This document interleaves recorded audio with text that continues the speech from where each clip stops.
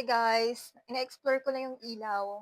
Ito yung D25, which is yung kapalit na binigay na, ni-replace na ng seller yung damage na dumating. And yeah, meron tayong visitors guys, mga pamangkin ko. Ito anak ko, si Kael. Hello ka Kael. Hello po, and here's my pamangkin. Ika dito Marga. Ito si Marga. And ito naman si Cassie, si ate Cassie niya. Yan, di ba guys? Halos magkaka-age lang. Ito si Cassie at saka si Kael magka-age. And ito si Marga, 3 years old. Yan. Tapos gusto ko lang i-try kung yung front cam, okay, siya gamit sa ilaw. So front cam yung gamit ito. Wala lang, explore ko lang. Kung gaano kaganda yung ilaw, kung gagana din ba yan sa front cam. Tapos yan. Gusto ko lang din i-explore yung mic kung okay.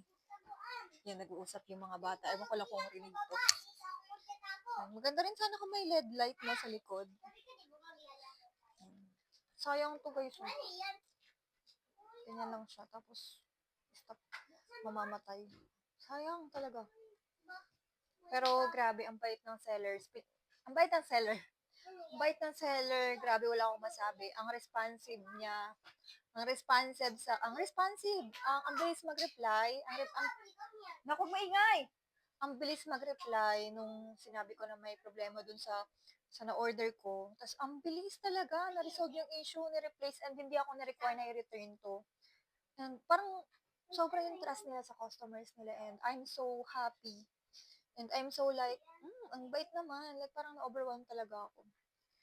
And, nakakatuwa lang, ang bait, ang nice nila. Pero, legit naman talaga guys, na ayaw gumana nung, isang beses gumana siya, tapos namatay, tapos chinarge ko, pinul-charge ko, tapos, ayaw talaga, nakakairita. Nandiyan nga, hindi ako na-record i-return to. And sobrang bait ng seller, and yun. Pero ang ganda nito guys, itong gamit ko, front cam ng iPhone 15 Pro, tapos naka-cinematic lang. Diba ang ganda? Tapos yan. Ito yung mic ko, 167 lang to, I think. Basta less than 200 lang. Ang ganda din. And dahil Type-C yung phone ko, okay na okay siya. Tapos hindi na siya kailangan ng Bluetooth. Parang may isasaksak ka lang dun sa ilalim ng phone. Diba ang ganda? Hindi na mag-vlog. Nakaka-inspire kahit konti lang yung viewers natin. Huwag tayong mawala ng pag-asa. Tsaka, hindi naman, as long as nag-enjoy tayo sa pagbablog, and yan. Kung kinakausap lang natin yung sarili natin, like, dino-document lang natin yung mga nangyayari sa buhay natin. Walang masama, di ba? So, just keep posting. Walang masama sa ginagawa mo. Pagpatuloy mo lang yan, girl. Yun lang. Thank you and God bless.